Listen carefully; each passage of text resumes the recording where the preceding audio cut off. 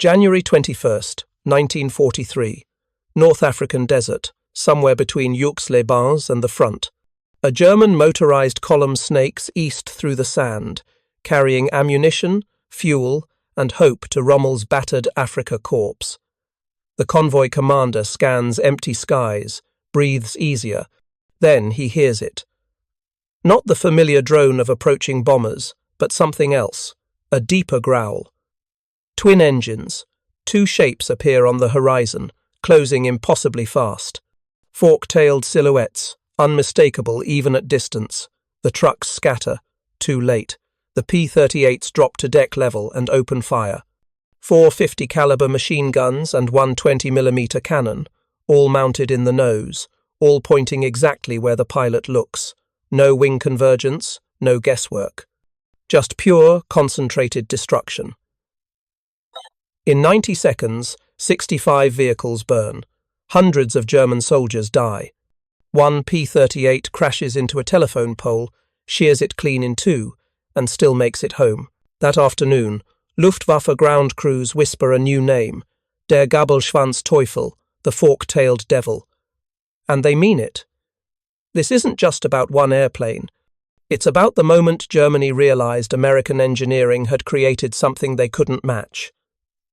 2 engines meant no escape. Twin booms meant every bullet hit center mass. And that range, that impossible range, meant nowhere was safe anymore.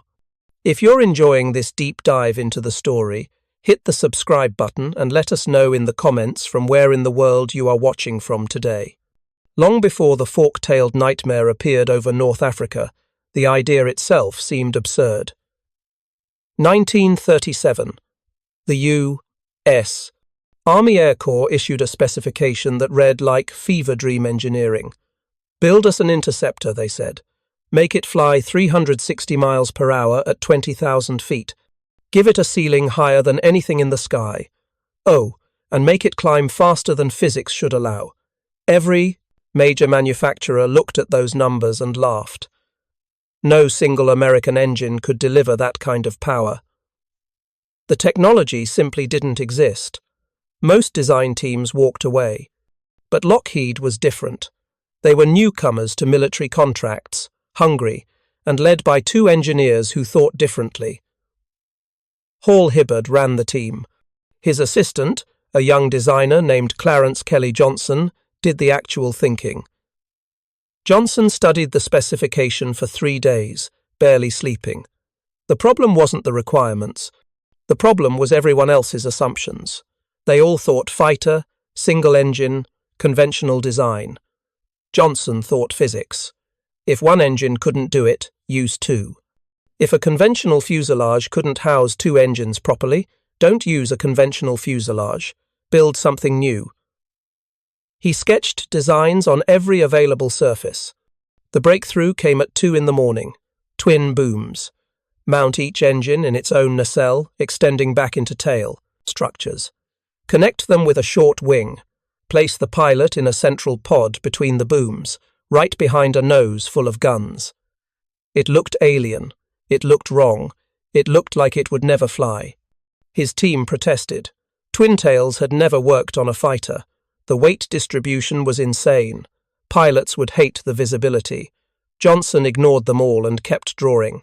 When Hibbard saw the final design, he stared at it for 10 minutes without speaking. Then he authorized the prototype. They called it the XP-38. It wasn't elegant. It wasn't traditional. But on paper, every number worked. The Army looked at Lockheed's proposal in June 1937 and saw either genius or madness. The twin-boom configuration defied every fighter doctrine written. Skeptics pointed out the obvious problems. 2 engines meant twice the maintenance. Twin booms meant a massive radar signature. The central pod looked like a coffin waiting to happen. But the promised performance numbers silenced criticism. 400 miles per hour. 20,000 feet in 6 minutes. Range exceeding 1,000 miles. No other design came close. On June 23, 1937, the Army authorized Lockheed to build 1 prototype. The budget was barely adequate, The timeline was impossible, and if it failed, Lockheed's reputation would die with it. Johnson's team worked around the clock in a corner of the Burbank plant. They called themselves the Skunk Works, a name that would later become legendary. The XP-38 took shape slowly, each piece a compromise between theory and reality. The engines were Allison Pfiff 1710s, liquid-cooled 12-cylinder monsters producing 1,000 horsepower each. Turbochargers sat atop the engines, force-feeding them compressed air for high-altitude performance. The propellers counter-rotated, each spinning opposite the other, cancelling out torque effects that plagued single-engine fighters. The armament design was revolutionary. Instead of mounting guns in the wings, where bullets from each gun formed separate streams that had to converge at a specific distance, Johnson clustered everything in the nose. 4 50-caliber Browning machine guns, 1 20mm Hispano cannon, all aimed perfectly parallel, all striking exactly where the pilot pointed. No convergence zone, no guesswork. Point, shoot, hit. The tricycle landing gear was another heresy. Every fighter in the world sat tail down on the ground, forcing pilots to zigzag while taxiing to see where they were going. The P-38 sat level. Pilots could see the runway straight ahead. Takeoffs and landings were easier, safer. Old-timers called it unfighter-like. Johnson called it smart. On January 1st, 1939, Lockheed delivered the XP-38 to the Army Air Corps. It was New Year's Day, and the aircraft gleamed silver in the California sun. Test pilot Lieutenant Benjamin Kelsey walked around it 3 times, studying the twin booms, the central pod, the ungainly silhouette. He'd flown everything the Army owned. He'd never seen anything like this. On January 27, 1939, Kelsey fired up both engines and taxied out. The counter-rotating props eliminated the usual tendency to veer left on takeoff. The aircraft lifted smoothly, climbed like a homesick angel. Kelsey's radio crackled with disbelief from the ground crew. The numbers were real, 400 miles per hour in level flight. 20,000-foot altitude reached in just over 6 minutes. The XP-38 was everything promised and more. Then Kelsey decided to make headlines. He'd fly the prototype across the country, from California to New York, breaking the transcontinental speed record. The publicity would be priceless. The flight went perfectly until the final approach to Mitchell Field. Vibrations shook the airframe. The flaps, those critical wing surfaces that provide lift during landing, started oscillating wildly. Control rods had broken. Kelsey had no flaps, which meant he'd land fast, very fast. He radioed the tower, told them to clear the runway, and brought the lightning down hot. The aircraft touched down at over 120 miles per hour, far faster than designed. It rolled and rolled, eating up runway. Then the landing gear collapsed. The XP-38 skidded on its belly, throwing sparks, finally stopping in a crumpled heap at the field's edge. Kelsey climbed out, shaken but unhurt. The prototype was destroyed. In most programs, that crash would have killed the project. But the Army had seen enough. The 34-minute flight before the crash proved every specification. On April 27, 1939, they ordered 13 YP-38s for service testing. The Lightning wasn't dead. It was just getting started. Production began slowly. Each aircraft required precision work, hand-fitting parts that had never been assembled before. Early models revealed problems. The unique twin-boom configuration created unexpected airflow issues. At high speeds, especially in dives, the tail would shake violently. Pilots reported control difficulties. Some called it tail flutter. Engineers called it compressibility, a phenomenon that occurred when airflow over the aircraft approached the speed of sound. Test pilot Ralph Virden was given strict instructions during a high-altitude test sequence in November 1941. Stay above 15,000 feet. Don't dive hard in dense air at low altitude. The new servo tabs on the elevator, designed to help with high control forces, could exert tremendous leverage at lower altitudes. A note was taped to his instrument panel, underscoring the warning. Verdun completed the high-altitude sequence perfectly. 15 minutes later, ground observers saw his P-38 in a steep dive, pulling hard. The tail failed at 3,500 feet. The aircraft disintegrated. Verdun died instantly. The entire program froze. Johnson pleaded with the National Advisory Committee for Aeronautics to run wind tunnel tests. They refused at first, worried about damaging their equipment with models that might thrash violently at near-sonic speeds. General Henry Arnold, head of the Army Air Forces, personally ordered the tests. The wind tunnel results revealed the problem. At high speed, the center of pressure moved toward the tail, changing how lift distributed across the wing. Standard control surfaces couldn't handle it. The solution took months to develop. Dive flaps, mounted outboard of the engine nacelles, would extend downward 35 degrees in 1.5 seconds. They didn't act as speed brakes. They changed the pressure distribution, keeping lift where it belonged. In February 1943, test pilots validated the fix. The dive flaps worked. P-38s could now dive aggressively, recover cleanly, and turn that speed advantage into a devastating combat tactic. But by then, the Lightning had already gone to war without them, and pilots were learning the hard way. When Pearl Harbor burned on December 7, 1941, Lockheed had barely delivered 70 P-38s to the Army. Most of those were still in training units, teaching pilots how to handle the complex twin-engine fighter. The Army immediately commandeered 40 P-38s awaiting delivery to Britain, armed them overnight, and dispersed them to West Coast airfields. For weeks, they guarded against Japanese attacks that never came, wearing British markings because there wasn't time to repaint them. The first P-38s to actually see the enemy were unarmed, 4 photo reconnaissance variants tracking Japanese movements in the South Pacific. Then, in August 1942, combat finally came. P-38Es deployed to Alaska. On August 9, 1942, pilots of the 343rd Fighter Group shot down 2 Japanese flying boats. It was a start. The real test came later that month over Iceland. On August 14th, an Iceland-based P-38 pilot spotted a Focke-Wulf FW-200 Condor maritime patrol bomber over the Atlantic. The Lightning dove, guns blazing, setting the German aircraft aflame. A second pass finished it. The Condor exploded into the ocean. It was the first German aircraft destroyed by an American fighter in the European theatre. The fork-tailed devil had drawn first blood, but Alaska and Iceland were sideshows.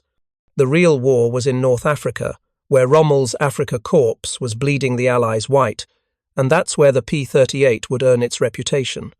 In November 1942, the 1st, 14th and 82nd Fighter Groups received orders.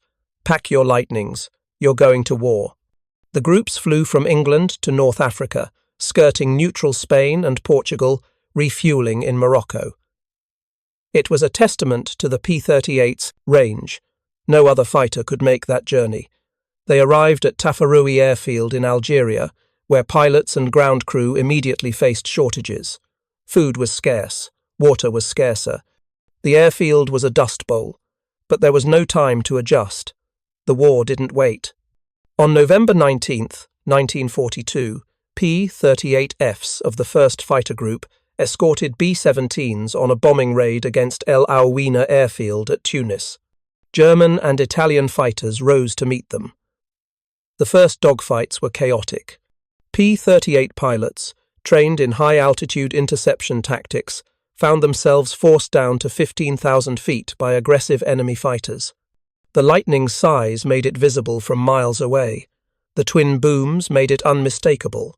German pilots, expecting easy kills against the ungainly American design, learned quickly that size was deceptive. The P-38 could turn tighter than expected. Its concentrated nose armament meant every burst hit like a sledgehammer. And when Luftwaffe fighters tried to escape by diving, the Lightnings simply followed, building speed, closing distance, firing until the enemy broke apart. On November 22nd, Lieutenant Mark Shipman of the 14th Fighter Group scored the first P-38 kill in North Africa, downing a twin-engine Italian aircraft. He later added a Messerschmitt Bf 109 and a massive Messerschmitt Me 323 Gigant transport to his tally. But victories came at cost. The 14th Fighter Group bled pilots and aircraft. Between November 1942 and late January 1943, they lost 32 pilots out of an original complement of 54. Only 7 operational aircraft remained. The losses weren't from inferior aircraft, they were from doctrine. P-38s were being used as close escorts, shackled to bomber formations, forced to fly slowly and predictably while German fighters picked them off. It was the wrong way to fight. The Lightning's strengths, speed, altitude, range, were being wasted. Pilots knew it. Ground crews knew it. But orders were orders. Then someone changed the orders. In February 1943, tactical doctrine shifted. P-38s were granted freedom to engage enemy fighters aggressively, to use their speed and climb rate offensively instead of defensively. The results were immediate and devastating. On April 5, 1943, 26 P-38Fs from the 82nd Fighter Group intercepted a massive German formation. 50 to 70 Junkers Ju-52 transports, escorted by 30 fighters and dive bombers. The Lightnings tore into the formation like wolves into sheep. Nose-mounted guns shredded transports before escorts could react. When Bf 109s tried to intervene, the P-38s simply climbed away, then dove back with speed advantage. In minutes, 11 transports and 4 other aircraft fell burning. The Luftwaffe lost. More. Over the following week, P-38 formations claimed scores of German transports. The air supply line to Rommel's forces was being cut to pieces. Captured German documents later revealed the panic. Luftwaffe crews refused to fly Mediterranean routes without overwhelming fighter cover. Transport pilots wrote wills before missions. Ground commanders in Tunisia screamed for supplies that couldn't get through, and in those desperate radio transmissions, a new phrase appeared. Der Gabelschwanz-Teufel, the fork-tailed devil. It wasn't propaganda. It was terror, given a name. The nickname's origin is debated. Some sources claim it came from a captured German pilot who, delirious from wounds, raved about twin-tailed demons. Others say Rommel's ground troops coined it after repeated strafing attacks on convoys. The truth is simpler. When you're in a truck convoy and 2 P-38s drop from nowhere, guns converging with surgical precision, destroying everything in a single pass, then vanishing before you can react, what else would you call them? The fork-tailed shape became synonymous with death from above. Unlike single-engine fighters whose wing-mounted guns created distinct streams that could miss, the P-38's nose armament punched a single, concentrated hole through whatever it pointed at. Pilots didn't need to calculate convergence distance, they just aimed and fired. At 1,000 yards, the guns were still hitting. At 500 yards, targets disintegrated. German fighter ace Hans Pilcher, with 75 kills to his credit, wrote about his first encounter with a Lightning. He tried a tail attack, standard doctrine against American fighters. The P-38 disappeared. Just vanished. Pilcher and his wingman were left staring at empty sky, mouths open. The Lightning had used its superior speed to simply accelerate away, then reappeared seconds later on Pilcher's tail. He barely escaped. Not everyone respected the Lightning. Some German aces dismissed it as average, clumsy, unsuited for dogfighting.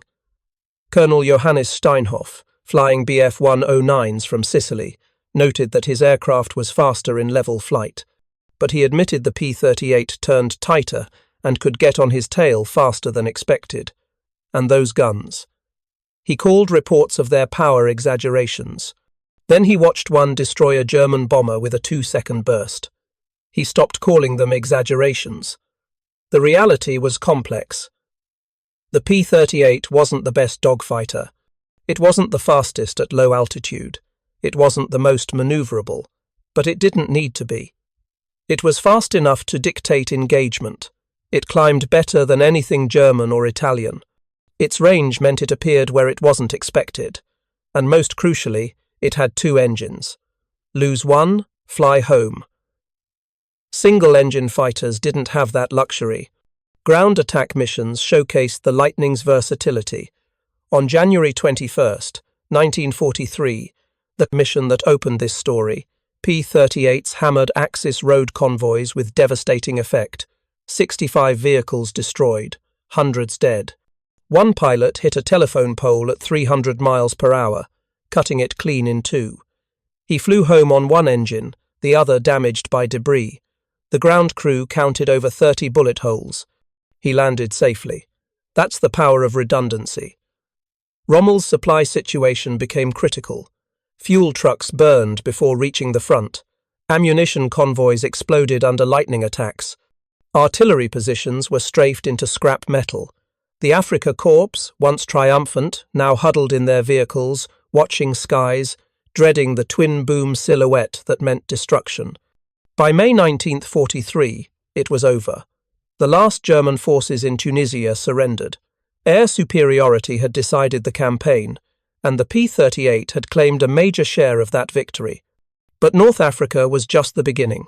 Sicily awaited, then Italy, then the long, brutal campaign up the peninsula, where Lightnings would fly bomber escort, ground attack, and fighter sweep missions. They would dominate Italian skies the same way they dominated Tunisian skies. German pilots would learn to avoid them when possible, respect them when forced to engage. Yet, even as the Lightning proved itself in the Mediterranean, another theatre beckoned. A vast oceanic battlefield where range mattered more than anything else. Where pilots flew hours over empty water, knowing engine failure meant death. Where 2 engines didn't just mean better performance, they meant survival. The Pacific awaited. And there, the fork-tailed devil would become legendary. The Pacific War presented problems no European theatre commander ever faced. Distance, empty ocean, hundreds of miles between targets. Single-engine fighters could barely reach the fight, let alone stay long enough to matter. And if that single engine failed over water, the pilot was dead. Sharks circled, constantly below, visible through crystal-clear Pacific waters. Pilots called it the morale killer. Flying out, watching those shadows, knowing. General George Kenney understood this viscerally. When he took command of air units in the Southwest Pacific in mid-1942, he inherited squadrons of Bell P-39 Airacobras and Curtiss P-40 Warhawks. Both were decisively inferior to Japanese fighters. The Zero could outturn, outclimb, and outmaneuver them at almost any altitude. American pilots were dying, and Kenney was running out of options. He sent an urgent request to General Henry Arnold. Send me P-38s, as many as you can spare, and send me a particular young hotshot lieutenant named Richard Ira Bong. Kenney had once reprimanded Bong for unauthorized aerobatics, including looping around the Golden Gate Bridge in a P-38. The kid was reckless, talented, and exactly what the Pacific Theatre needed. But before Bong arrived, before the war turned, there was training. There were mistakes. And there were men who learned the Lightning's secrets the hard way. The P-38 arrived in Australia in late 1942, but it didn't arrive ready. Design problems, identified during stateside testing, needed fixing before combat. Modifications took months. Pilots trained on older aircraft, waiting, while Japanese forces consolidated their positions across New Guinea. Finally, in December 1942, the first combat-ready P-38s moved to Port Moresby, that last Allied toehold in New Guinea. On December 27th, the 39th Fighter Squadron achieved local air superiority in its first engagement.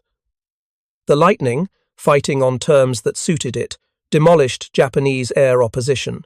But pilots quickly learned the aircraft's quirks. The twin-boom configuration created blind spots. Bailout procedures required careful training. Rumours spread that pilots jumping from Lightnings were being decapitated by the tail booms. It was mostly myth, but the fear was real. Proper technique, diving away from the aircraft before pulling the ripcord, ensured safety. Still, that rumour haunted training squadrons stateside for years. The real advantage, the one that mattered most, was psychological. Over water, knowing you had two engines changed everything. Pilots flew with confidence instead of creeping dread. A single-engine fighter over the Pacific was gambling with death every second. One engine failure, one hit to the cooling system, one mechanical problem, and you were swimming. P-38 pilots knew they could lose an engine and still make it home. That confidence translated into aggression, into willingness to press attacks, into staying in the fight longer. General Kenny quantified it perfectly. He said a P-51 Mustang was a 100% warplane. Give it a combat rating of 100. The pilot starts at 100% effectiveness. But flying that single engine, fighter 500 miles over ocean, the pilot's morale drops steadily, watching water, watching sharks, watching that single propeller that stands between him and drowning. By the time he reaches combat, he's maybe 50% effective. Total combat value, pilot plus plane, equals 150. Now, Kenny said, the P-38 is maybe a 75% warplane compared to the Mustang, not quite as good in pure dogfighting. But the pilot arrives at combat 100% effective because he knows one of those big fans can bring him home. He's not worried. He's not watching sharks. He's thinking about the enemy. Total combat value equals 175. The Lightning wins on confidence alone. Then you add performance. The Lightning's specs were jaw-dropping. Range of over 1,100 miles with standard fuel, with drop tanks that extended to 1,500 miles or more.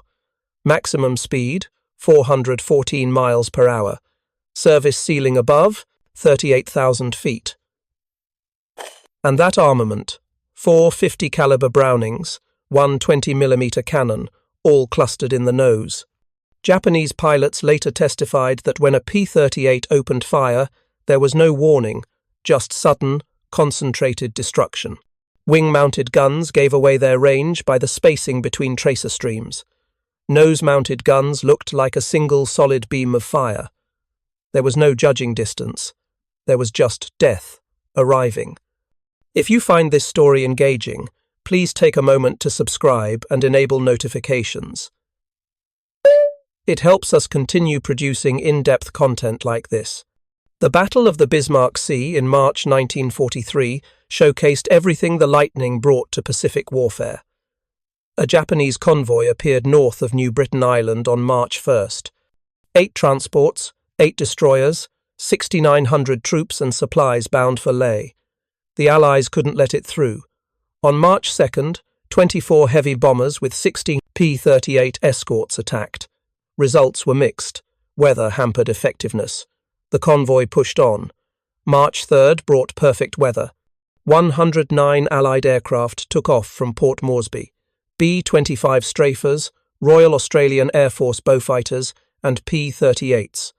Lieutenant Colonel Thomas Lynch led 2 P-38 squadrons, the 39th and 9th, down on the deck to engage the Japanese air escort. The 39th shot down 10 Zeros for 3 losses. The bomber force sank all 8 transports and 4 destroyers. It was annihilation. Japanese survivors in the water were strafed. It was brutal. It was war, and the P-38s had proven they could dominate the Pacific battlefield. But the Lightning's most famous mission was still to come.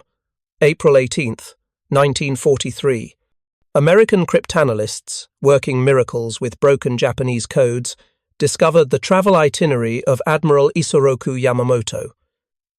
He would be flying to Bougainville to inspect frontline troops. Yamamoto was the architect of Pearl Harbor, the strategic genius behind Japanese naval operations, arguably the most important military leader Japan possessed. Killing him would be a devastating psychological blow. There was only one problem. Bougainville was 435 miles from the nearest American airbase at Guadalcanal, over water. The mission required fighters capable of flying almost 900 miles round-trip, with fuel left for combat. Only one aircraft could do it, the P-38.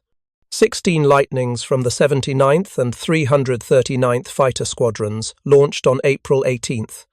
They flew at 10 to 50 feet above the ocean, beneath Japanese radar coverage, for over an hour. Radio silence, navigation by dead reckoning. One mistake, one navigational error, and they'd miss the intercept. They didn't miss. As Yamamoto's 2 Betty bombers, escorted by 6 Zeros, approached Bougainville, the Lightnings appeared. From nowhere, Captain Thomas Lanphier and Lieutenant Rex Barber broke formation and went for the bombers. The other pilots engaged the Zero escorts. Yamamoto's bomber tried to escape, diving toward the jungle canopy. Lanphier or Barber, the historical record is disputed, got on its tail and opened fire. The Betty's left wing exploded. The aircraft rolled inverted and smashed into the jungle, killing everyone aboard. The second bomber fell moments later. Mission accomplished. But Lieutenant Raymond Hine didn't make it home. His P-38 was shot down by Zeros. He died so the mission could succeed. Yamamoto's death shattered Japanese naval morale. The war continued, but Japan's strategic mastermind was gone, and the P-38 had struck the killing blow. Richard Bong arrived in the Pacific in September 1942, young, cocky, and eager to prove himself. He flew with the 49th Fighter Group, based in New Guinea. His first kills came in December 1942. By June 1943, he was an ace. By November, he had 18 kills. By December, 21. His tactics were simple and brutal. Use the Lightning's speed and altitude advantage to position above and behind the enemy. Dive, fire a concentrated burst at close range, and zoom away before return fire could connect. Don't dogfight. Don't turn with Zeros. Use energy, use speed, use those 2 engines to dictate every engagement. Bong's philosophy was direct. He flew straight at targets, closing to point-blank range, sometimes flying through debris from aircraft he'd just destroyed. On one mission, he actually collided with a Japanese aircraft, crushing its tail, then flew home on one engine. The kill was listed as probable. His Lightning was barely repairable. By April 1944, Bong had 28 kills, surpassing Eddie Rickenbacker's World War I record to become America's leading ace. The Army sent him home for a publicity tour. He met his fiancée, Marge. They planned to marry, but the war wasn't finished with him. Bong returned to the Pacific, not for combat, but as an instructor, teaching new pilots his tactics. Yet he kept flying missions, kept adding to his score. By December 1944, he had 40 kills, the most of any American pilot in history. Finally, orders came. Go home. You're done.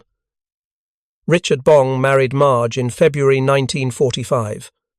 The war in the Pacific was winding down. He'd survived everything Japan could throw at him. He started a new career as test pilot for Lockheed's new jet fighters, including the P-80 Shooting Star, August 6, 1945. The same day, the first atomic bomb fell on Hiroshima. Bong climbed into a P-80 for a routine test flight. The primary fuel pump failed shortly after takeoff. He didn't have altitude for a safe bailout. The aircraft exploded. Richard Ira Bong, America's ace of aces, the man who'd survived hundreds of combat missions in a P-38, died in a fireball over Burbank, California. He was 24 years old. His death shared headlines with the atomic bomb. Both represented the end of an era. The Lightning continued fighting until Japan surrendered. Pilots accumulated impossible records. Major Thomas Maguire finished with 38 kills, all in P-38s, before dying in combat in January 1945. Colonel Charles Lindbergh, yes, that Lindbergh, flew combat missions in Lightnings at age 42, developing cruise control techniques that extended the aircraft's range to over 2,000 miles. 7 of the Pacific Theater's top 10 aces flew P-38s. The aircraft had become synonymous with American air dominance. But in Europe, the Lightning's story was more complicated. When P-38s returned to England in October 1943, they faced different challenges. The high-altitude bomber escort mission required flying at altitudes near 40,000 feet in freezing temperatures. The Lightning's cockpit heating was inadequate. Pilots froze. Literally. Hands and feet went numb. Some suffered frostbite so severe they had to be lifted from cockpits after missions, unable to move. The Allison engines, perfectly suited for Pacific conditions, struggled in European cold. Maintenance was a nightmare. New, inexperienced pilots arrived in December 1943 along with the new J-model Lightnings. They were taught to fly at high RPM and low manifold pressure during stateside training. That technique destroyed engines at high altitude over Europe. Mechanics couldn't keep up with failures. Squadrons flew under strength, aircraft grounded for engine work. German pilots, flying Focke-Wulf 190 as and late-model Bf 109s, learned the Lightning's weaknesses. At high altitude in cold air, early P-38s couldn't dive aggressively without compressibility locking the controls. A Luftwaffe pilot, not wishing to fight, could simply perform the first half of a split S and continue into a steep dive, knowing the Lightning couldn't follow. This changed in spring 1944 when dive flaps finally reached Europe, but by then the P-51 Mustang had arrived, offering equal range, better high-altitude performance, and simpler maintenance. The Lightning's role in Europe shifted to fighter-bomber missions, ground attack, where two engines meant better survivability against flak. Still, Lightning pilots over Europe achieved remarkable things. They were the first Allied fighters over Berlin, their range making the impossible possible. They escorted bombers deep into Germany when no other fighter could. They fought, they died, and they earned grudging respect from Luftwaffe aces who'd initially dismissed them. The Lightning wasn't the best fighter in Europe, but it did jobs no other aircraft could do. And in war, versatility matters as much as performance. By war's end, over 10,000 P-38s had been built. They'd served in every theatre, flown every mission type imaginable: fighter, fighter-bomber, night fighter, photo reconnaissance, pathfinder. They'd destroyed more Japanese aircraft than any other Army Air Forces fighter. They'd killed Yamamoto. They'd produced America's top aces. They'd earned a reputation that transcended technical specifications. The Lightning wasn't just an aircraft. It was a symbol of American engineering solving impossible problems with unconventional solutions. The two engines told the story perfectly. In an era when everyone built single-engine fighters, Lockheed dared to double up. The result wasn't elegant. It wasn't traditional. But it worked. Over Mediterranean deserts, over Pacific oceans, over European battlefields, that twin-boom silhouette meant one thing: American pilots, flying American machines, refusing to accept limitations. When German ground troops called it the fork-tailed devil, they weren't exaggerating. They were acknowledging reality. This aircraft, this strange-looking contraption that violated every conventional wisdom about fighter design, could not be stopped, could not be escaped, could not be ignored. Two engines meant redundancy, but they also meant something deeper. They meant America's industrial capacity, its ability to build complex machines in quantity, its willingness to over-engineer solutions to ensure pilot survival. A German or Japanese pilot flew alone, in a single-engine fighter, knowing one bullet to the engine meant death. An American pilot flew with backup systems, with two chances instead of one, with the confidence that his country had spent extra resources to bring him home. That's not just engineering. That's philosophy. That's a nation saying, our pilots matter more than efficiency. The Germans called it der Gabelschwanz-Teufel because they couldn't fight it effectively. It was too fast to catch, too well-armed to ignore, too resilient to kill with lucky shots. And there were too many of them. American factories produced P-38s faster than combat could destroy them. Each loss was replaced within weeks. Pilots were trained, equipped, and sent to the front in streams that never stopped. That was the real terror. Not the aircraft itself, but what it represented. Unstoppable American production. Limitless resources. A nation that could afford to put 2 engines on every fighter because pilot survival mattered more than cost. Kelly Johnson's revolutionary design had proven itself beyond anyone's wildest expectations. The twin-boom configuration, initially mocked, became iconic. The nose-mounted armament, questioned by traditional tacticians, proved devastatingly effective. The twin engines, seen as unnecessary complexity, saved hundreds of pilots who flew home on one engine after the other was shot out. Everything about the Lightning challenged conventional wisdom, and everything worked. After the war, Johnson would go on to design the U-2 spy plane, the SR-71 Blackbird, and other revolutionary aircraft. But the P-38 remained his first masterpiece, the design that proved unconventional thinking could triumph over tradition. The Lightning lived fast and died young, retired from service almost immediately after Japan surrendered. Jets were the future. Piston-engine fighters, even ones as capable as the Lightning, belonged to the past. Today, only 26 P-38s survive. 10 still fly, powered by the same Allison engines that carried their pilots through hell and back 8 decades ago. When one passes overhead, people stop and stare. That silhouette is unmistakable. Twin booms, central pod, the profile that terrified Axis forces across 3 continents. The roar of those engines, even muffled by turbochargers, sounds like history refusing to die. Every airshow appearance is a reminder that sometimes the solution to impossible problems is to abandon everything you know and start fresh. A reminder that American engineering at its best isn't about perfection. It's about effectiveness. It's about bringing pilots home. The fork-tailed devil earned its name in fire and blood. German convoys learned to dread it. Japanese pilots learned to respect it. And Allied pilots learned to trust it. In the end, trust mattered most. Trust that when you were 500 miles from base, alone over ocean, that second engine would keep turning. Trust that when you pulled the trigger, every round would hit where you aimed. Trust that American engineers had built something strong enough, fast enough, deadly enough to win. The P-38 Lightning delivered on that trust.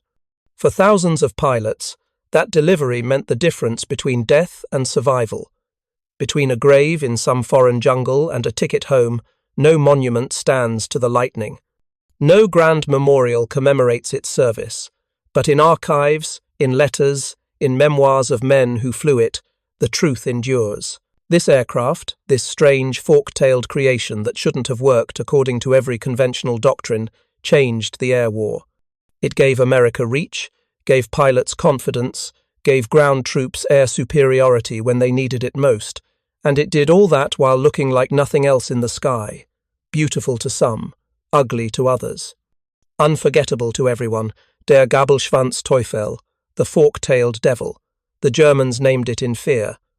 American pilots wore that name with pride. 2 engines, 1 pilot, and a lesson written in smoke trails across 3 years of war. Sometimes the solution everyone rejects is the one that saves lives. Sometimes the unconventional design is the revolutionary design. And sometimes, when you're building fighters for the most important war in human history, the smartest thing you can do is ignore the rulebook and trust your engineers to build something impossible. The Lightning proved it could be done, and in doing so, wrote its name permanently into the pantheon of legendary aircraft. Not because it was perfect, but because when it mattered most, when pilots needed a fighter that could fly farther, hit harder, and bring them home against any odds, the P-38 Lightning delivered. Every single time. Thank you for watching. For more detailed historical breakdowns, check out the other videos on your screen now, and don't forget to subscribe.